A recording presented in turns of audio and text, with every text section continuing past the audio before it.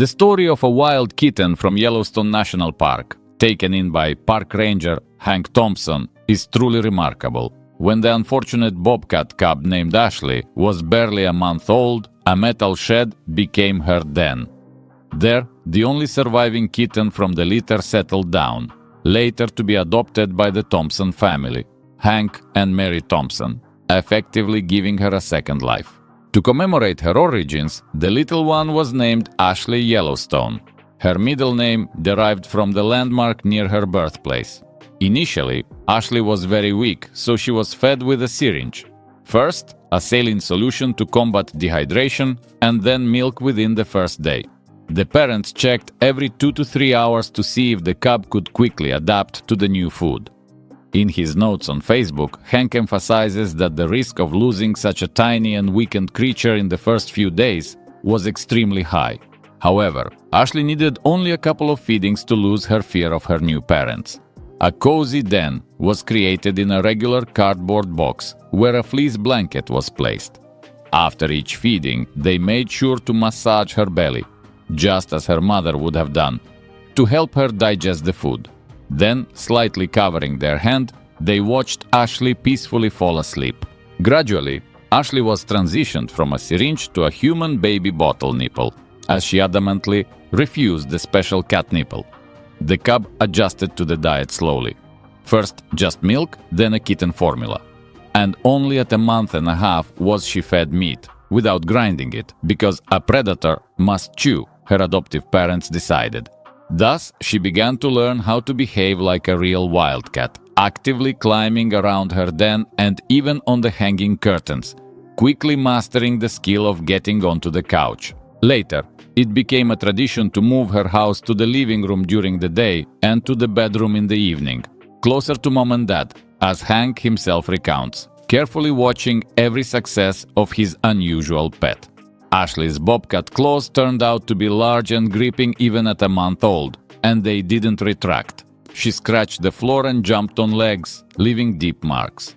For Mary, this meant saying goodbye to some of her summer outfits, because Ashley, pushing off with her paws or grabbing onto the bottle, also left scratches. Initially, there were also problems with the litter box.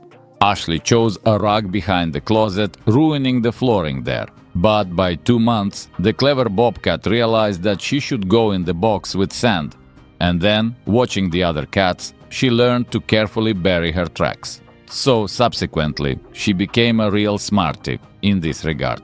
The new family also had 3 cats, 2 city gals and 1 country brawler named Rocky, tired of endless fights. Their reaction to the wild kitten was far from joyful, as they didn't like the unfamiliar scent. But brave Ashley quickly stopped being afraid of anyone, and Rocky, who initially tried to show his strength, preferred to avoid the ball of fury. With the weakest and sickliest cat, Lucy, Ashley developed something like neutral coexistence. They lay peacefully side by side with their parents, although there was no mutual affection. As she grew older, Ashley showed her independent nature. She loved to play, staging mock battles with a hand or a foot while loudly puttying. That's how the wildcat expressed displeasure or impatience. If Ashley wasn't in the mood, it was best not to touch her. She only accepted genuine affection from her mom, Mary Thompson. She always retained her pride and independence, never letting anyone forget that she had wild roots. Over time, the kitten spent more nights alone. The parents woke up in the morning and noticed that Ashley was already watching the street from the window. During the day, at night, and in the early hours, she behaved very delicately, trying not to disturb anyone. Being talkative, she modestly begged for food. She approached a hand, asked for milk, or, hearing the sound of the refrigerator opening, scratched at the door on her hind legs, begging for chicken. However, other pets did the same. Apparently, it's ingrained in them by nature. In her 4th month of life, Ashley felt an increasing pull towards the outside world. When she had to be left alone in the house, she mewed and cried pitifully. The yard beckoned her with its sounds and smells. In the woodpile, Ashley built herself a secluded den. The parents understood from the first days that it would be impossible to keep the bobcat in the house for long. As she grew older, the wildcat became increasingly eager for freedom and began to react angrily to any restrictions. Hank noted that at the age of 4 to 5 months, bobcats usually leave their mothers and begin to live alone, and 50 to 90% of them die in the first 10 months if there is an unfavorable winter. Leaving the bobcat in the house was undesirable, and sending her to the zoo was pointless. The parents dreamed that Ashley would live a full life in nature. And so, she was brought to the Odon outpost of the Challenger area of the Friendship Reserve, choosing a place with optimal conditions for bobcats. Ashley immediately ran away, but she was returned to give her time to settle in and remember her new refuge, a place where family and food combine with safety. Hank shared that the kitten sometimes tried to hunt mice, but it didn't always work. The main concern was that Ashley could run away at any moment and not return, because she still lacked the necessary survival skills. But there was hope that she still needed the support of her human pack. During the day, Ashley studied the outpost, exploring the yard and the nearby rocky massifs, gradually getting used to the new territory. According to Hank, bobcats usually have several shelters that they regularly change with their mother for 3 months, mastering the skills of sneaking, lightning-fast jumping, and skillfully killing prey. Without this, the wildcat cannot survive. Ashley, gaining experience, enthusiastically played with adult cats, ran after Tinkerbell, and even jumped on a rabbit, and sometimes rested with her relatives, preferring to return to her parents at night and winning back her warm place. However, the animal temperament became more and more noticeable. Ashley did not recognize strangers, growling menacingly at unfamiliar people entering the house. If her parents tried to calm her down, they would also get it. In fact, a bobcat is a solitary predator by nature, and family life is usually temporary.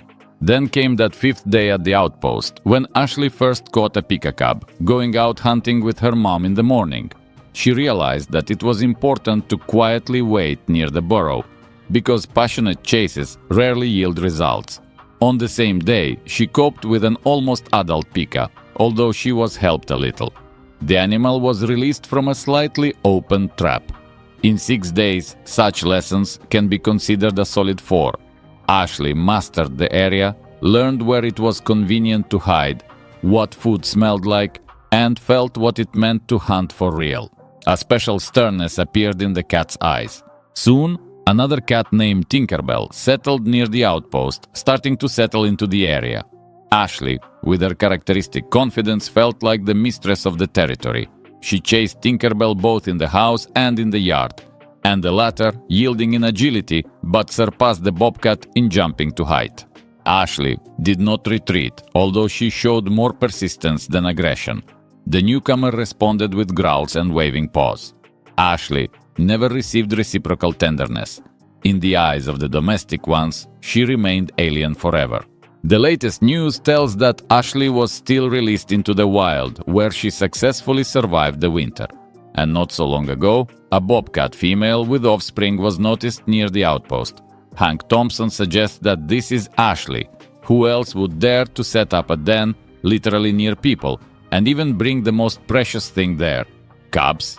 After all, there are plenty of other shelters in the area, but in Ashley's memory, it seems, there was a feeling of trust in the place where she was once rescued and nursed. This is the story of a small but brave bobcat, Ashley Yellowstone, which began in a metal shed and continued in a human family, in order to one day find true freedom in a harsh but native nature. And perhaps we have witnessed how a real wild predator, raised by people, returned home, keeping in her heart the trust in those who gave her a second chance at life.